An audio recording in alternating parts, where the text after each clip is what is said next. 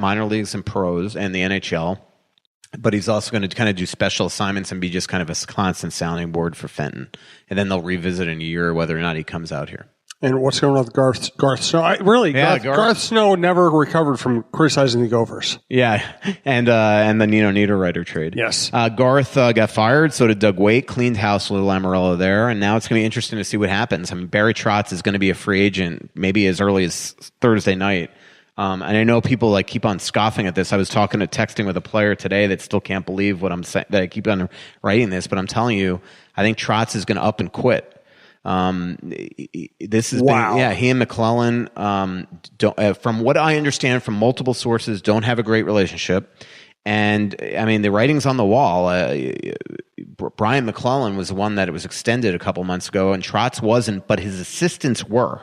Wow. So a lot of people think that they're going to give they're making Todd Reardon the eventual head coach, kind of similar to what everybody's thinking with Everson and Bruce here. And so, can you imagine Trotz wins the cup and then gives a big middle finger to Ted Leonsis and Brian McClellan, and then what happens a couple days later? Goes and coaches the Islanders. Wow. Yeah, I mean, that could potentially happen. Now, if Trotz doesn't go there, or even if Trotz goes there, one guy that makes sense to go coach the Islanders in a head coaching or assistant coaching capacity, Scott Stevens. And I think it's going to happen. Incredible relationship with Lou Lamoriello. Their defense is abysmal. And so and again, remember, Scott really left here probably 70-30, family, and 30 maybe the team. Mm-hmm.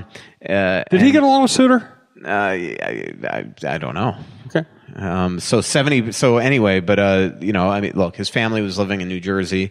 He's got an incredible lifestyle out there. Lives in a beautiful home. Loves to hunt, things like that. And Brooklyn's not that far. Although that'd be a pain in the ass commute. It would be. You'd have to helicopter in. Yeah. So. Interesting. So much more to talk about, including the finals and your Twitter questions. A lot of good ones we're going to get to today. Thanks again to fixologyrepair.com.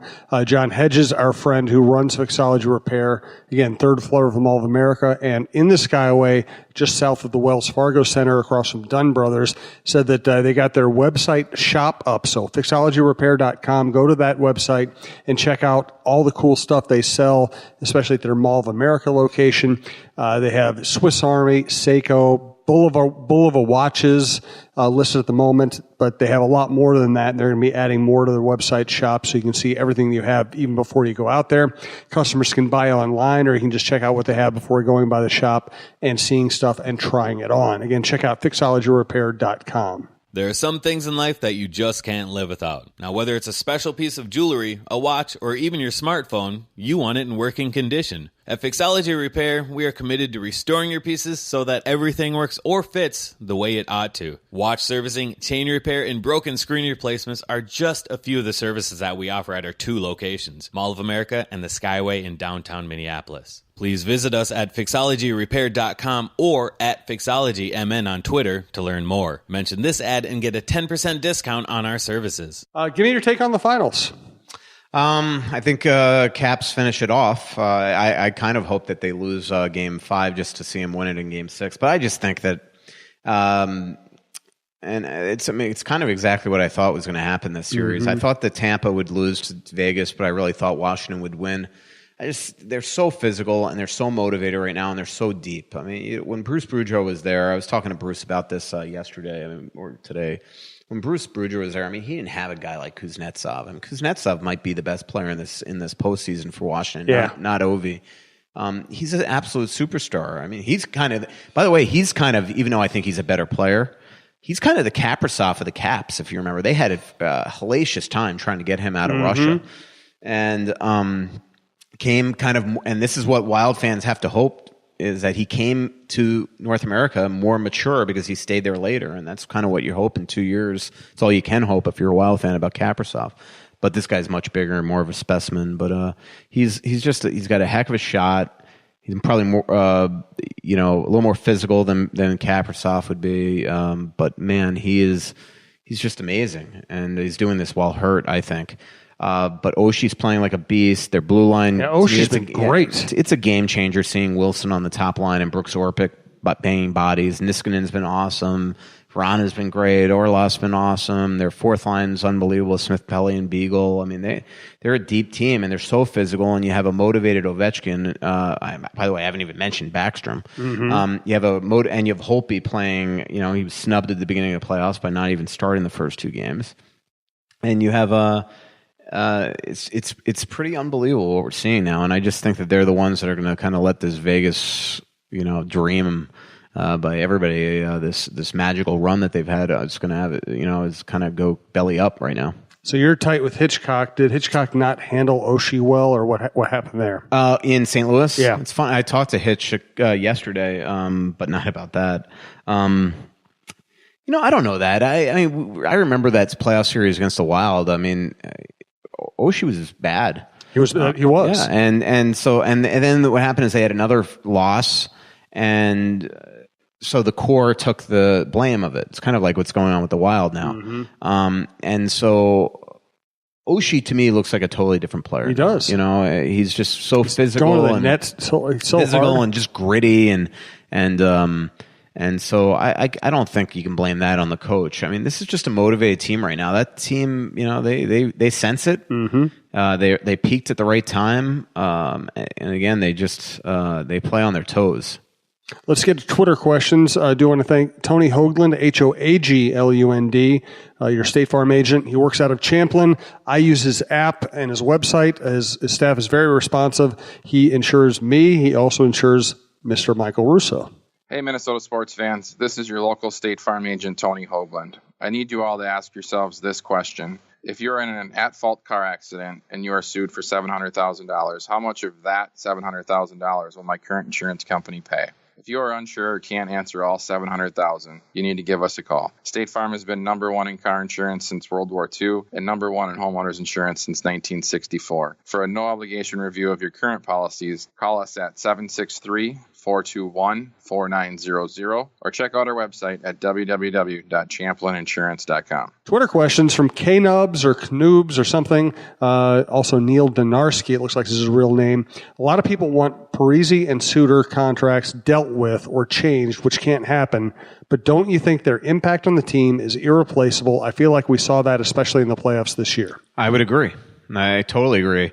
I don't think they beat Winnipeg, but I think there's a totally different series of suitors in it. I mean, Carson Soucy, I feel for the kid. He was put in a role that was just completely above his head. I thought Sealer was really good in the playoffs. But I think we saw with Brodin, he's not Suter. Ain't Suter, man. Nope. And same thing. I mean, who was their best goal scorer in the playoffs? It was Zach. So I totally agree with that. 6 straight years of making the playoffs. I think where people talk about Ryan and Zach with fear is what's going to happen in the next 2, 3, 4 years, or what happens now if some, God forbid, Suter can't come back. But look, if Zach plays the way he did from March 1st on next season, nobody's going to be complaining about that contract. Right. He was unbelievable. And he had 15 goals in March, didn't he? It's also 15? One of those things, it's like we'd like to complain about stuff that we didn't really complain about at the time. It's like when the Twins signed Maurer, everybody was on board and thought it was a great thing. And, this is the Pohlads finally proving they spend money. And then 2 years later, he gets hurt and it's the worst contract ever. And to get to the real genesis of the question is the future of the deal. And as you said, I mean, what this has proven to me is that you shouldn't go long term like this. I mean, and now you can in the NHL anymore. You can only go 7 years if you're signing a free agent, 8 years if you're signing your own guy, and it's all because of these type of contracts. But it just inhibits you down the road. I mean, and again, it's not their fault, but because the Wild have Suter and Parise the last 6 years and the next 7, it just inhibits the ability to go out and say, like, well, man, we really want Karlsson, we really want Tavares, you can't do it like that anymore. Once there's a certain amount of pie in now what's going to be hopefully an $80 million payroll or a salary cap, and when they sign him, by the way, I think it was 50 something, and you start giving $15 million to 2 players, and that include, and then a captain that has another 7.5. I mean, it makes it very difficult.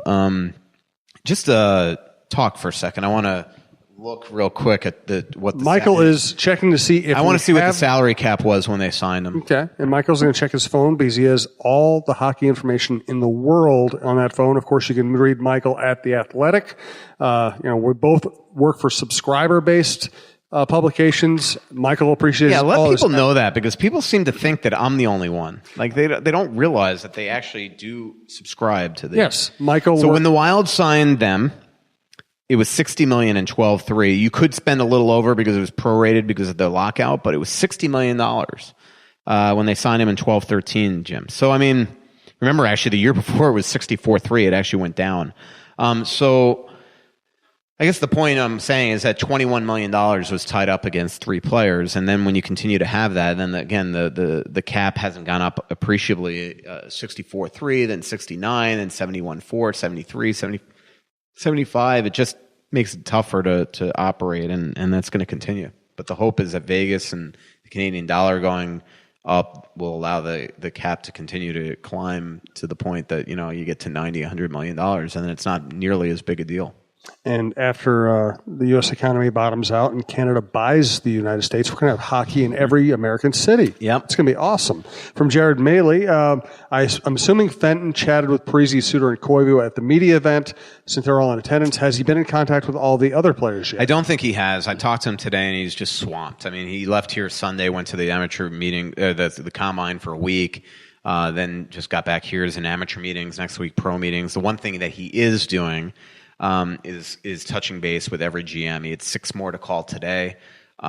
He wants to get, and I will tell you this, and I said it on the radio yesterday, I've talked to 2 GMs this week and an assistant GM, and they don't want to say that every Wild player is up for grabs, but it is very clear that Fenton, I think as a first-year GM here, is saying, here's everybody, tell me what you value, because I think he's trying to, in his own mind, what can you get for Coyle? What can you get for Stahl? What can you get for Koivu? What can you get for Niederreiter, Brodin, Dumba, Zucker, everybody.